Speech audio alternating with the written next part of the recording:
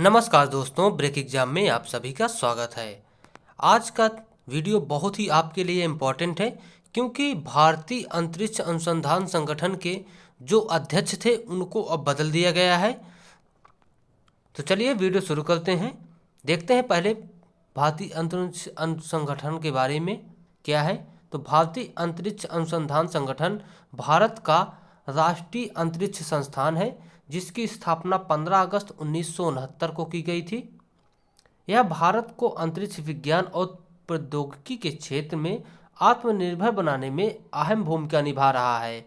यहाँ इसरो से जुड़े कुछ महत्वपूर्ण तथ्य दिए गए हैं, तो वो तथ्यों को हम बाद में देखेंगे, लेकिन पहले देखते हैं कि इसके जो नए अध्यक्ष हैं वो किसको चुना गया है। तो नए अध्यक्ष वी नारायण को चुना गया है। याद रखिएगा, वी नारायण को अभी हाल ही में नए अध्यक्ष के रूप में चुना गया है। और यह वी नारायण कब से अपनी शपथ ग्रहण करेंगे? तो 14 जनवरी से। 14 जनवरी को यह इस पद को संभाल लेंगे। इसके पहले कौन अध्यक्ष था? तो इसके पहले अध्यक्ष थे एस सोमनाथ इसके पहले अध्यक्ष थे, जिनके सफल नेतृत्व में चंद्रयान 3 और आदित्य L1 को सफलतापूर्वक प्रक्षेपित किया गया था। आइए इसरो के बारे में कुछ महत्वपूर्ण तथ्य देख लेते हैं जहां से आपके परीक्षाओं में प्रश्न पूछे जाते हैं। तो पहला इंपॉर्टेंट है स्थापना एवं संस्थापक।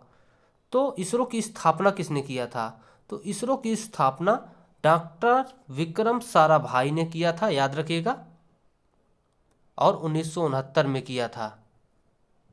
उसके बाद हम देख लेते हैं, इसे सबसे पहले इसरो क्या कहते थे? नहीं, इसे सबसे पहले क्या कहते थे? इनकोसपार, यानी कि Indian national committee for space research के नाम से इसको पहले जाना जाता था, इनकोसपार।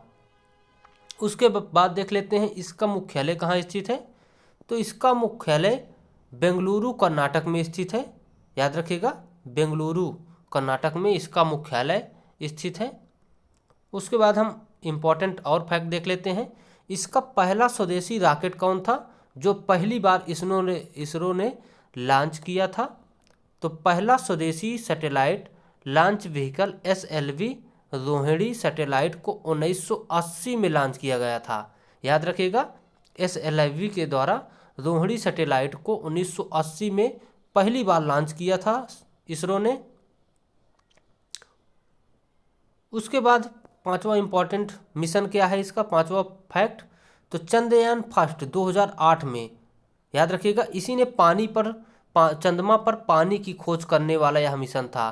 तो 2008 में भारत ने ही पहली बार चंद्रमा में पानी की खोज की थी। तो याद रखिएगा, चंद्रयान फर्स्ट मिशन को भेजा था। उसके बाद मंगलयान है, यानी कि MOM मंगलयान मिशन को मार्स ऑर्बिटर मिशन कहते हैं। 2014 में भारत का पहला ऐसा देश बना जिसने पहली ही कोशिश में मंगलयान ग्रह तक पहुंचा। तो मंगलयान को 2014 में प्रक्षेपित किया गया था और यह वहां पर सफलतापूर्वक अपने कक्षा में स्थापित हुआ था। उसके बाद चंद्रयान 3 2023 में लॉन्च किया गया। चंद्रमा के दक्षिणी ध्रुव पर सफल लैंडिंग करने वाला पहला देश बना था, विश्व का पहला देश बना था भारत, जो कि दक्षिणी ध्रुव पर, साउथ पोल पर लैंड करने वाला पहला देश बना था। उसके बाद देख लेते हैं प्रमुख लॉन्च स्टेशन कहाँ कहाँ है। तो इसरो के प्रमुख लॉन्च स्टेशन 2 हैं। पहला है सतीश धवन अंतरिक्ष केंद्र, श्रीहरिकोटा, आंध्र प्रदेश में। दूसरा है तिरुवनंतपुरम में विक्रम साराभाई स्पेस सेंटर।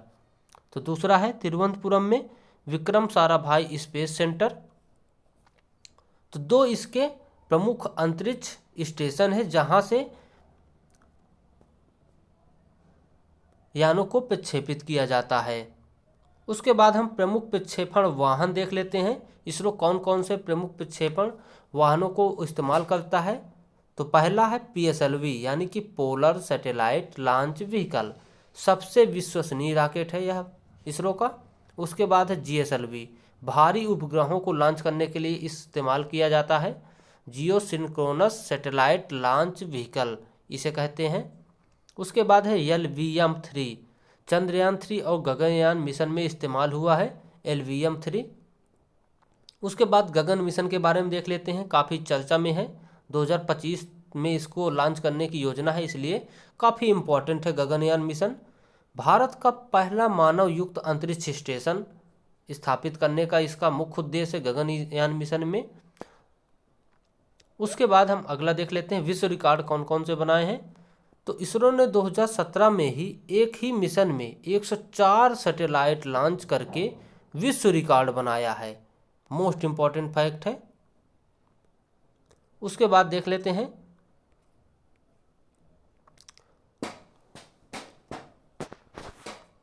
तो चलिए दोस्तों आज के वीडियो में बस इतना ही।